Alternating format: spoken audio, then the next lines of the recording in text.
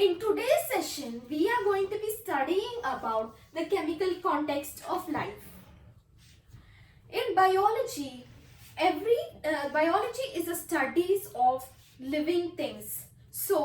But in biology also, there is a combination of basic physics and chemistry. So, in today's session, we are going to be focusing about how chemistry is utilized in the field of biology. So let's begin with the chemical foundation of biology. So for this topic, I have taken the example of a beetle and an ant. A beetle is an insect. A beetle is a bigger insect, and an ant is a smaller insect. Sometimes a beetle the ant comes on the beetle's body, which causes irritation in the beetle, and so the beetle, as a result, releases a chemical which causes irritation for the ant. This chemical helps in the survival of the beetle. So this is how the chemicals help in the survival of the beetle. Chemicals are present all in our body. For example, enzymes. So chemicals help in the survival of living beings and in biology. So that is how we find chemistry useful in our in the studies of biology. Let's go to elements and compounds. And we have finished the chemical foundation of biology. Next, let's go to the topic elements and compounds.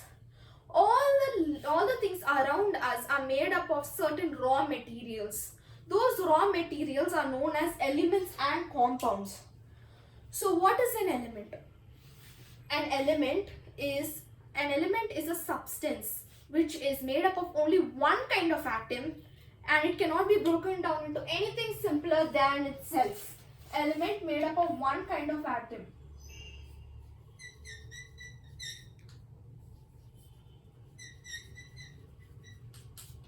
It's made up of one kind of atom, and it cannot be broken down into anything smaller substance, any other smaller substances than itself by either physical or chemical means.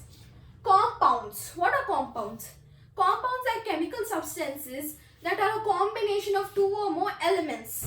For example, potassium is an element. The symbol for potassium is K. And chlorine is an element. The symbol for chlorine is Cl. Potassium K and chlorine Cl. So I told you that compounds are a combination of two or more elements. So as it is a combination of two or more elements, we take examples of potassium and chlorine. So it forms a combination of potassium chloride, KCl, and this is a compound. Potassium chloride is a compound. Other examples of compounds may include H2O. H2O is the chemical formula for water. KCl, potassium chloride, as we discussed here, and etc. So this is the difference between elements and compounds. So next we go to subatomic particles. As we discussed earlier, an element is made up of the same kind of atoms. Atoms are the smallest unit of the element. There is the atom under the element. Elements are made up of the same kind of atoms. It's the smallest unit, and it cannot be broken down into anything simpler than itself. So we go to subatomic particles. What are subatomic particles? In an atom, according to the modern atomic theory, it can be broken down into many other smaller substances inside it. And I have drawn a picture of the atom, structure of an atom, and here's the structure of an atom. It has a substance known as protons, which are positively charged particles. They have a positive charge. It has neutrons, and these are residual or no charge.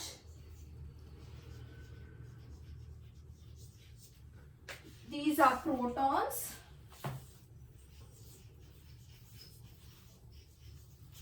These are neutrons. Okay. We have heard that all the atoms are neutrally charged. So that means that it has a positive charge and neutrons have no charge. How is it positively charged? So the scientist named Rutherford discovered that there are negatively charged particles known as electrons.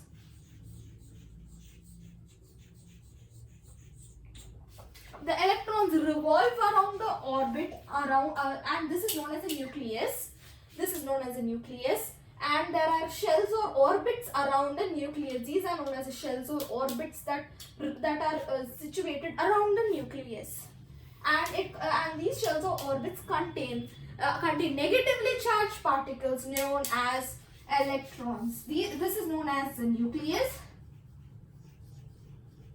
As we discussed earlier, the nucleus consists of the protons and neutrons, and around the nucleus is present the shells or the orbits. The shells or the orbits consist of negatively charged particles known as electrons. So this means that protons and electrons are equal in number in every atom that is neutrally charged. So if there is 9 protons here, there will be 9 electrons revolving. 1, 2, 3, 4, 5, 6, 7, 8, 9. So since the protons and the electrons are same in number, this atom is neutrally charged.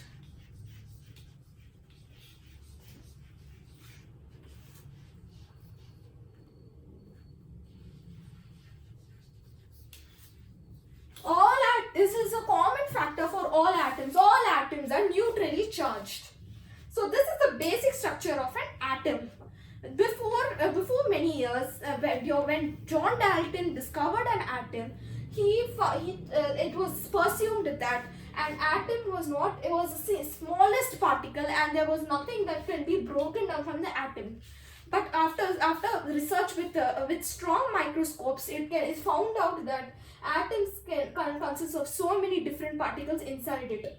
Electrons, protons and neutrons are the main particles inside an atom. There are thousands of other particles inside an atom. These are the most important particles inside an atom. Let's go to atomic number. What is an atomic number? An atomic number refers to the number of protons present in the atom.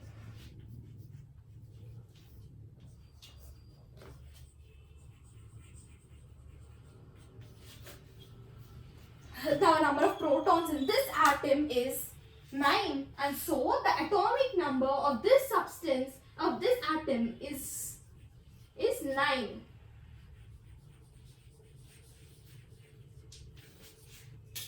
So as per the number of protons present in different kinds of atoms, the atomic number differs. So as for this atom of some element, the atomic number remains 9 because of the number of protons present in the atom. Next, let's go to the atomic mass. Atomic mass. The atomic mass refers to the addition of the protons and the electrons present in each atom. For example, the atomic number of helium is 2. For example, the atomic number of helium is 2.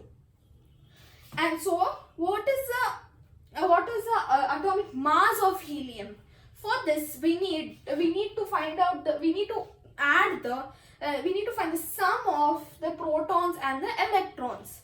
Since all the atoms are neutrally charged, the number of protons and the number of electrons is be equal. And so 2 plus 2 is 4. And so 4 is the atomic mass of helium. So that is how we find the atomic mass of helium. Let's take another example. Let's take Na. Na is sodium, chemical name for sodium. And so the atomic number for sodium is 11 because of the number of protons present in it. But in sometimes in some atoms the electrons or protons differ. The number of electrons and protons differ. For example, the sodium. The number of electrons in sodium is 12 and number of protons is 11, which makes it 23. So actually this sodium is not neutrally charged. It has a slight negative charge because of more negative charge and positive charge in it. So this is how we find out the atomic mass of different kinds of atoms. Next, let's go to isotopes. The atomic number or the atomic mass of different atoms of each element may sometimes be different. For example, this is a carbon atom. This is a carbon atom, and in a carbon atom there is C12, 12C, 13C. What is this 12C, 13C?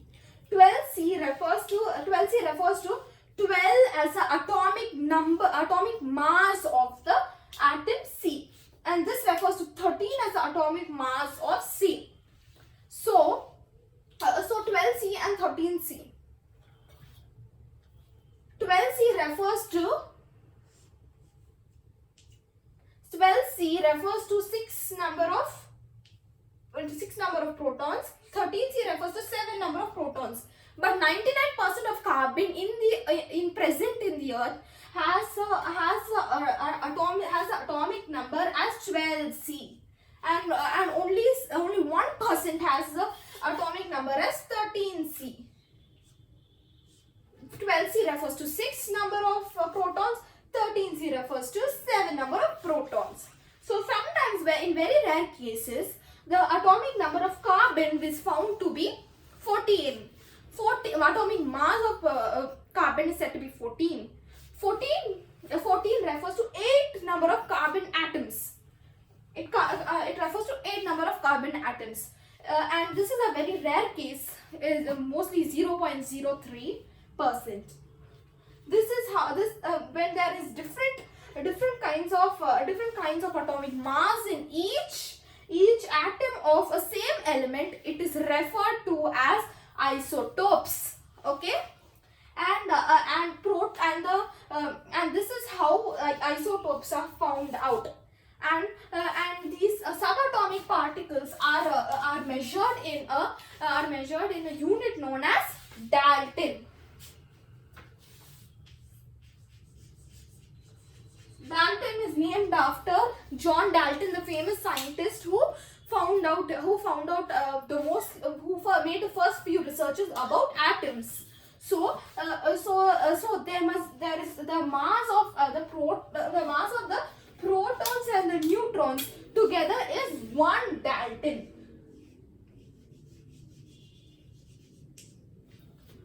Proton plus electron gives 1 Dalton, and so proton plus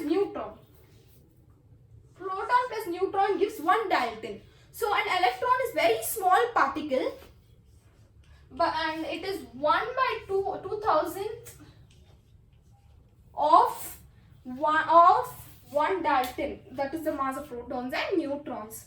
So this is how these subatomic particles are measured. And that's all for today. Thank you.